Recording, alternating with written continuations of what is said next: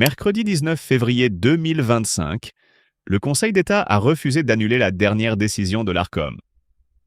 Ainsi, à partir du samedi 1er mars 2025, C8 et Énergie 12 disparaîtront de la TNT. Une onde de choc s'est propagée dans le paysage médiatique français. Mais cette disparition ne s'est pas faite sans bruit. Bien au contraire, elle a été le point de départ d'une guerre médiatique d'une intensité rare entre Emmanuel Macron et Cyril Hanouna. Samedi 22 février 2025, au Salon de l'Agriculture, Emmanuel Macron est interrogé sur la fermeture de C8. Avec son assurance habituelle, il déclare qu'il ne s'agit en aucun cas d'une décision politique. D'ailleurs, c'est rassurant. La loi a été conçue pour que ce ne soit pas une décision politique, affirme-t-il devant les caméras. Il insiste sur l'indépendance de l'Arcom et le rôle du juge administratif dans la validation de cette fermeture. Il conclut en exprimant une pensée pour les salariés affectés par cette décision, en leur souhaitant de pouvoir retrouver un avenir. Des mots qui n'ont pas tardé à enflammer le plateau de Touche pas à mon poste. Lundi 24 février 2025, Cyril Hanouna, en direct sur C8, laisse exploser sa colère. Emmanuel Macron dit n'importe quoi, excusez-moi. Il dit « Ils vont pouvoir retrouver du travail. Les 400 salariés des deux chaînes vont faire quoi? Avec 4 € pour produire des émissions? C'est se foutre du monde. » Les visages des chroniqueurs sont tendus. L'ambiance est électrique. Hanouna continue en martelant.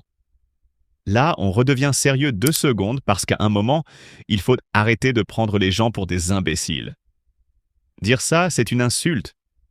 Franchement, ça me rend fou. Sur les réseaux sociaux, l'indignation monte en flèche. En quelques heures, le hashtag #HadadaC soutient Hanouna devient l'un des sujets les plus discutés sur Twitter. D'un côté, les défenseurs de l'animateur crient à la censure et à la privation de liberté d'expression.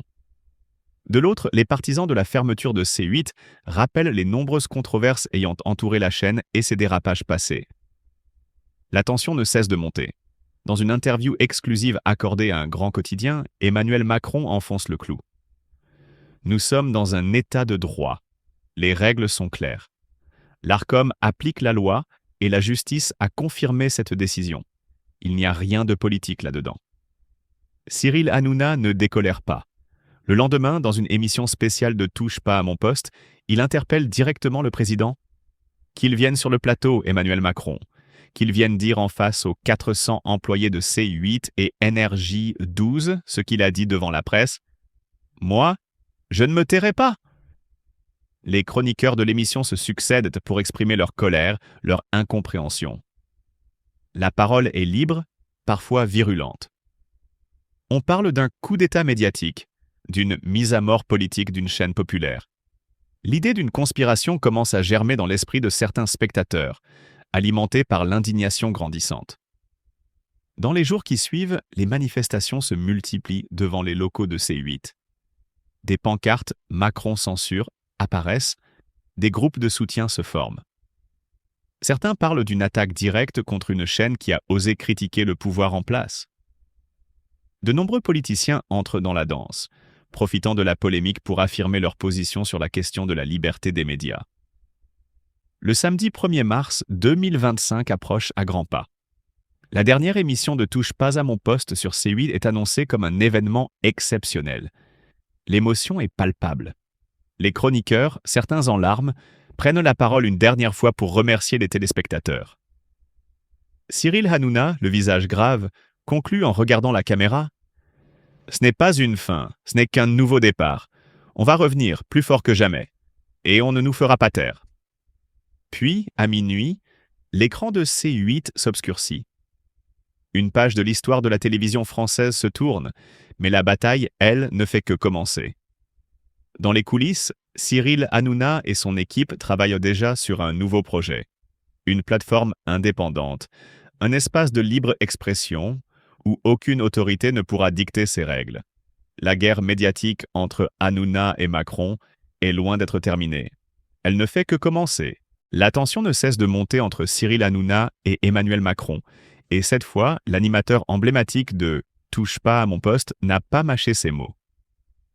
Face aux déclarations du président de la République sur la fermeture de C8 et Énergie 12, Hanouna a exprimé une colère noire en direct, dénonçant ce qu'il considère comme une insulte aux centaines de salariés impactés. C'est vraiment honteux de dire ça, a-t-il lancé avec véhémence, déclenchant un débat houleux sur le plateau de l'émission. Selon lui, il est totalement irréaliste de croire que les employés de ces chaînes retrouveront facilement du travail. Comment vous croyez que ces deux chaînes, qui ont un budget moindre que celui de C-Star, vont pouvoir prendre 400 personnes? Non mais franchement, comment on peut croire ça? A-t-il insisté, manifestement outré. Géraldine Maillet, chroniqueuse régulière du programme, a tenu à illustrer cette absurdité par une comparaison frappante.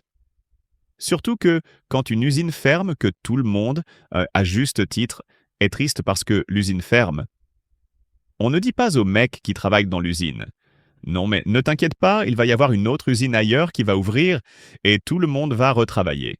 Une réflexion qui a fait écho parmi les autres chroniqueurs, tous sidérés par l'ampleur du décalage entre les paroles du président et la réalité du terrain. L'émission, déjà connue pour ne pas ménager le pouvoir en place, a pris une tournure encore plus offensive ce soir-là.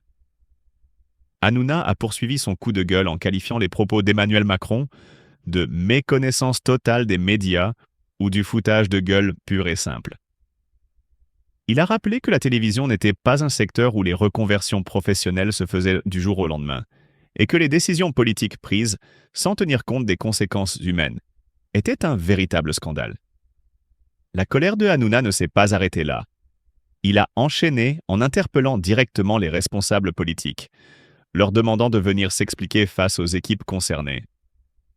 J'aimerais bien voir Emmanuel Macron venir ici, regarder ces gens dans les yeux et leur dire qu'ils vont retrouver du boulot sans problème. Il ne le fera jamais parce qu'il sait que ce qu'il dit est faux, a-t-il tonné, les poings serrés et la voix tremblante d'émotion. Sur les réseaux sociaux, la séquence a immédiatement enflammé la toile. De nombreux internautes ont pris le parti de l'animateur, dénonçant eux aussi une déconnexion totale du président de la République. On parle de centaines de familles mais qui se retrouvent en allant du jour au lendemain, sans emploi et sans solution. C'est insupportable de voir nos dirigeants traiter ça avec autant de légèreté. Pouvait-on lire parmi les commentaires les plus partagés? Face à cette vague d'indignation, l'Élysée n'a pas tardé à réagir. Un communiqué officiel a tenté d'apaiser la situation, expliquant que le président comprend l'inquiétude des salariés et qu'il espère qu'ils bénéficieront rapidement d'opportunités professionnelles adaptées. Mais cette réponse n'a fait qu'attiser davantage la colère de Cyril Hanouna et de ses chroniqueurs. « Ça, c'est de la langue de bois », a répliqué Benjamin Castaldi. « On attend du concret, pas des belles phrases crustes. » Ce clash entre Hanouna et Macron illustre une fois de plus le fossé grandissant entre le monde politique et la réalité vécue par les citoyens. Loin d'en rester là, l'animateur a promis qu'il continuerait à se battre pour les employés de C8 et Énergie 12, quitte à utiliser son influence médiatique pour faire pression sur les instances décisionnelles. « On ne lâchera rien, croyez-moi », a-t-il conclu sous les applaudissements nourris de son équipe et des spectateurs.